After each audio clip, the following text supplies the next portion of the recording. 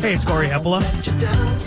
You know, finding that right babysitter, that right nanny, that right daycare, that can be difficult. It can be tough. You're looking at all the options and you're thinking, well, who's that right person, or what's that right situation for our kids? And we all just want our kids to be in a safe environment, an environment where they're encouraged, where they're not just in front of a screen all day, where they're active and they're reading and they're learning and they're interacting.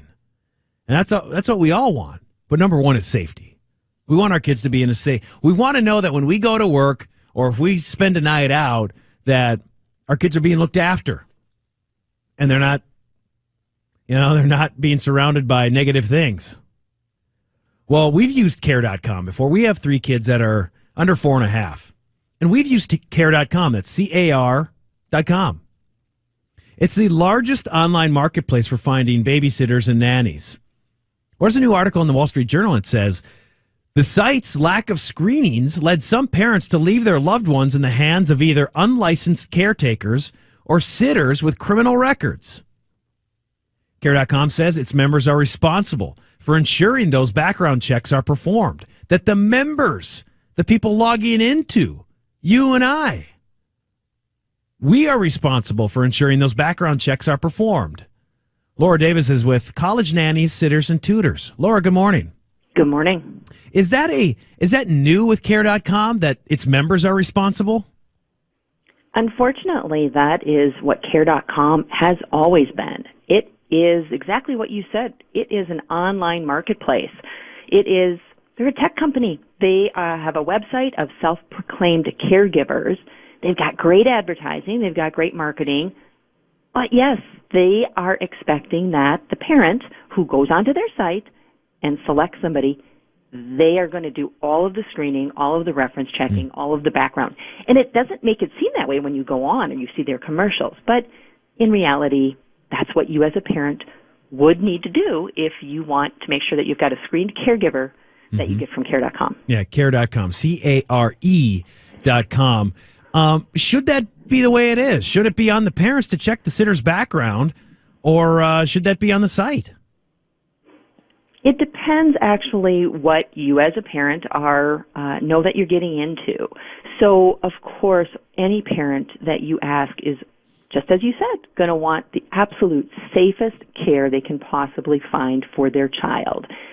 But a parent is not necessarily an expert at finding that caregiver and screening that caregiver.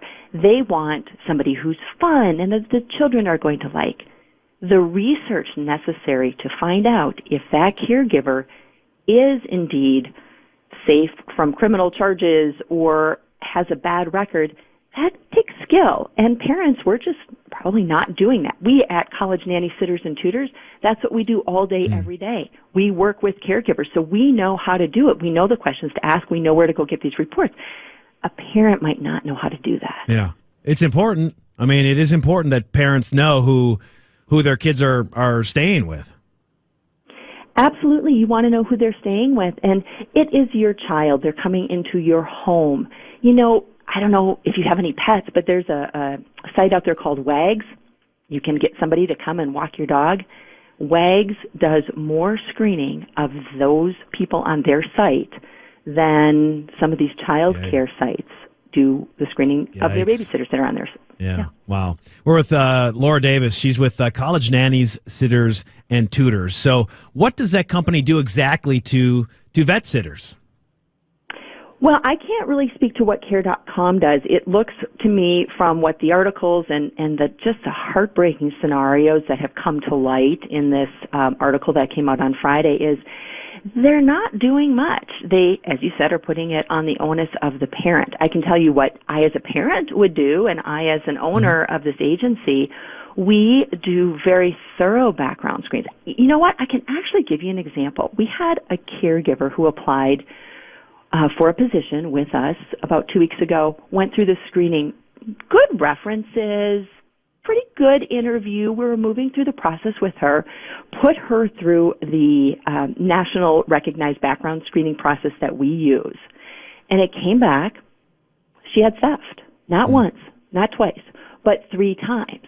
So we talked to her, we called her. She said, "Oh, you know what? It was my identity that was stolen. I've got some court records that could prove to you that it wasn't me."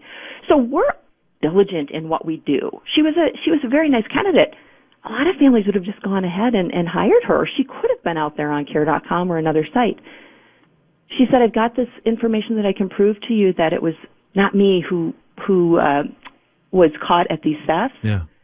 Asked for that proof, never heard from her again. Yeah. Huh. But we had been spending probably 2 weeks with this candidate back and forth, and we just don't leave stones unturned. And I think as a parent, that's what you want to know when you walk out the door, that you have left no stone unturned, and you've done the due diligence of vetting this caregiver. We're talking with Laura Davis. She's the owner of College Nannies, Sitters, and Tutors. And there is an art to it, too, finding that right person. Because there may be multiple people who you think, oh, these people are pretty good, but there is also an art to just finding that right person for your family as well. Absolutely. And when you know the questions to ask, and one of the benefits we have, we're seeing a lot of answers. So we've got great comparisons. We're asking, what does a toddler eat for lunch? How many times a day do you feed an infant? Tell me about what you do when you've been in your past caregiving.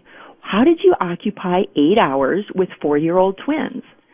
And we're looking for very specific answers. We want to know what games they played. We want to know how many times they, read the book, or how many times they played Chutes and Ladders, or some funny stories. If a caregiver can't give you that detailed information, they're maybe just trying to get by. So many people think that being a babysitter is this easy job, and it really isn't. It is not. Oh, man. It's not, right? And as parents, we want to know that, yes, the caregiver is fun and can be creative and does have a, toolkit, basically, that they bring out of games and jokes and riddles and imaginative play.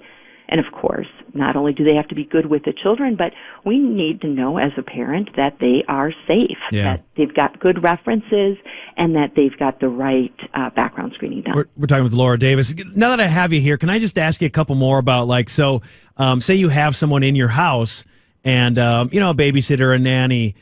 Is it okay to monitor nannies or sitters? You have a camera and a teddy bear or something like that, or do you let them know, or how does that work? Right. So there are nanny cams very, very frequently in the homes that our caregivers are in, and we actually train our caregivers to expect that there is some sort of monitoring device. We think that's great because we want to be caught doing good. Our team is really great. They're caregivers who want to be there. And so for us, a camera is no problem because we know that we're going to have a great session with that child. There are different state laws, and you may record somebody without letting them know, as long as it's just visual, not recording voice, depending on the state. And you may record only in rooms that would not expect privacy. So a camera in the bathroom, one would expect privacy in the bathroom. You can't have a camera there. Can you have a camera in your children's playroom and in the kitchen and in the family room? You may, yes, absolutely. And they are very affordable right now. And Laura, what if you discover, though, that something has happened and you're not sure how to approach the conversation with your sitter because or nanny, because you like this person, but you're not sure, did they take this or did they do this, but how do you approach a situation like that to where you don't want to accuse them, especially if they didn't do it, but you're kind of concerned about it? Our policy is we want to get the other side of the story, right? So we've got I as the parent, or the parents call us, or however we come to light of a situation, and that's one side of the story. So we absolutely, or you as a parent, you want to have a time where the children aren't around because you don't want to do this in front of the children.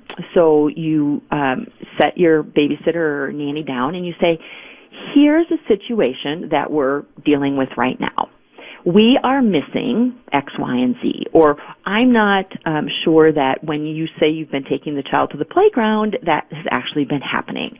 So help me understand why what I'm thinking is not right. Or is there anything that you want to share with me about what you've been telling us? You need to have that conversation. It is absolutely not worth not having that conversation. And in most instances, if you have an inkling about something and you can have a discussion about it, maybe there's just a miscommunication. Sure.